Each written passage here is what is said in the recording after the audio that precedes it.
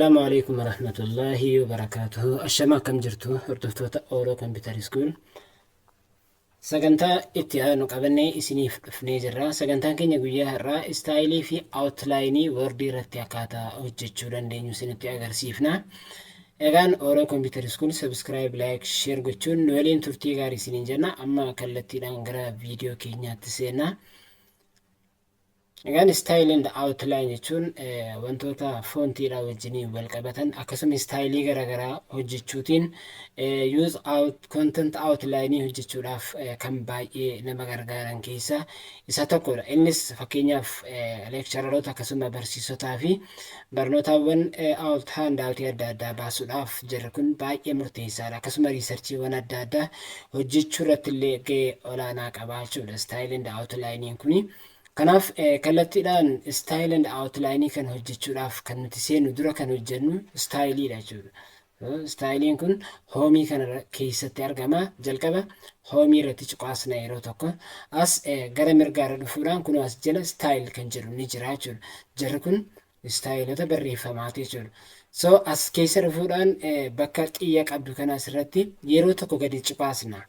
Erga gadi cuqaasne create a style kan jedhu ni jira as keessa.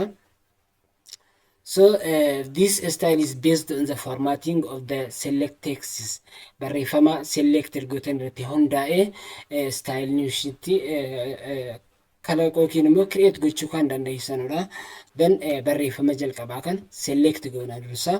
Sana booda bakka kana dhufuudhaan create style kan jedhu kanarratti yeroo tokko gadi tuqanna akkasitti. Erga gadi tuqannee maaltu dhufaa jalqaba irratti create a new style from formatting. Formattingii keessaa gosa jiru. Fakkeenyaaf heading 1, heading 2, title, subtitle kan jiru kun hundi isaaniiyyuu formatting styleidha. Kanaaf achi keessaa tokko filattu jechuudhaan formatting style 1 filadha. Fakkeenyaaf formatting style 1 akkasittiin filadha. Then sana booda okay jedhaan yookiin immoo modifies jechuun ni danda'a. Kallattumaan okay kan jedhe dialogue boxing keessatti edit godhu display ta'eenaaf ba'a jechuudha.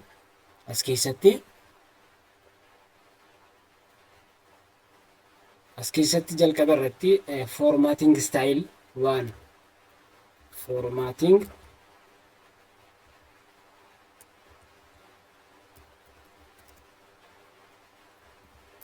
formatting style waan jedhee ergan akkas godhee booda bakka okay modify and cancel kan jedhu kun ni jira. Modify irratti yeroo tokko tuqannaa jechuudha.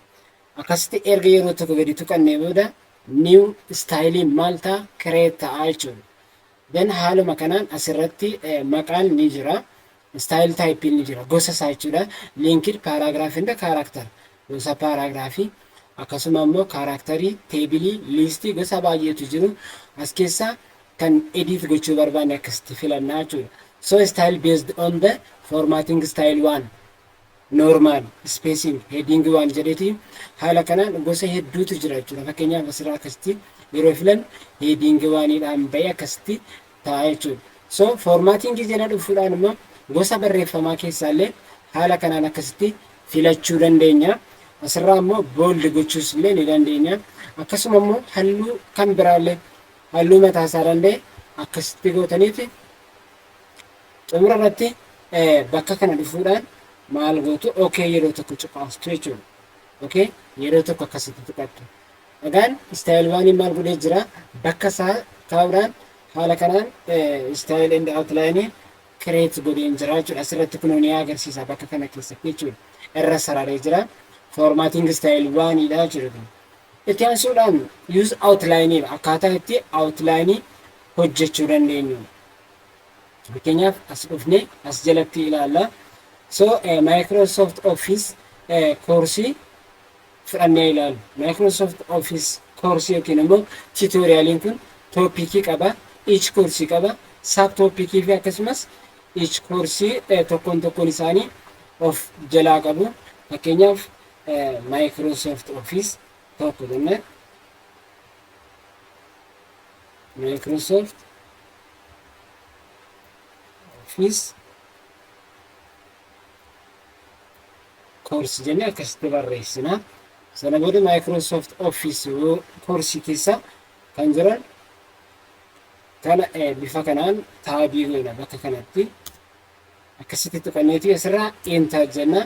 Gaafa enter jennu bifa outline hojjechuudhaaf taabii yeroo tokko tuqna kiiboordii keenyarraa taabii yeroo tuqnu Microsoft Office koorsii kan jedhaman fakkeenyaaf akka Excel 2013 Word 2013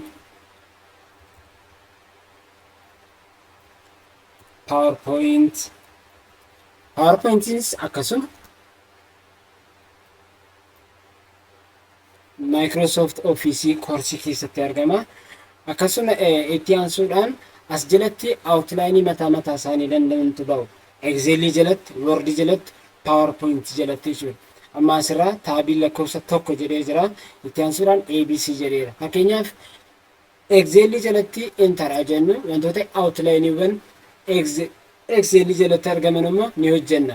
Erga kiiboordii keenyarraa enter jennee booda yeroo tokko taabii tuqna. Dan mallattoo itaalikii lakkoofsa nuu fidee jira. Fakkeenyaaf Microsoft Excel keessa inni jalqabaa tokko foormulaadha. Foormulaa dan enter jenna. Itti aansuudhaan pivot table sadaffaa dan chartiidha. Charts akka kanatti fakkeenyaaf baay'eetu jiru akkasii galuu danda'utti gabaabsee hojjechuudhumaaf. Itti aansuudhaan immoo Wordidha. Fakkeenyaaf Wordii jalattis yeroo tokko maal goona enter gooneeti kiiboordii keenyarraa taabii yeroo tokko tuqannaa gara itaalikiitti roomaan nambariitti nuuf jijjiirama. Yeroo kana maal goona fakkeenyaaf Wordii keessatti kan argamu tokko staayiliidha. Dan achi page setupidha. Itti aansuudhaan ammas printidha. Print akkasumas shape baay'eetu jiru jechuudha. Course outline yeroo baafna akkaataa kanaan bifa salphaa ta'een haala namaa galuu danda'an akkaataa kanatti baasuu yoo barbaadan kun course outline akkaataa itti baasanidha jechuudha. Caa itti aansuudhaan immoo PowerPoint jalatti kan argamu. PowerPoint jala galuudhaan akkasitti enter jenna. Sana booda taabii kiiboordii keenyarraa yeroo tokko akkasitti gadi tuqanna. Erga tuqannee booda PowerPoint jala kan jiran fakkeenyaaf transition and animation, video,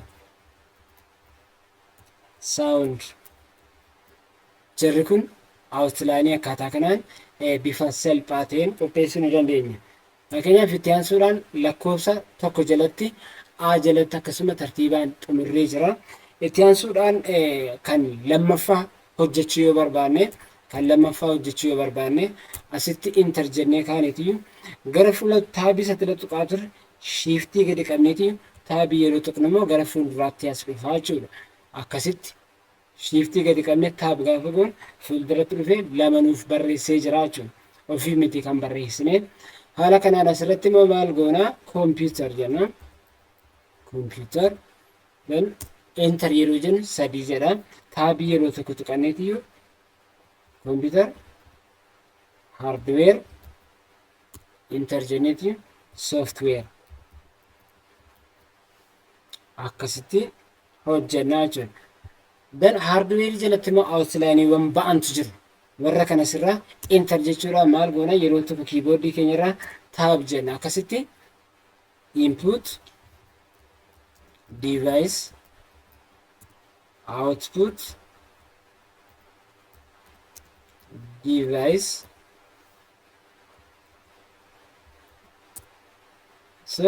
CPU akkasitti outlineewwan tartiibaan baasuu dandeenya jechuudha.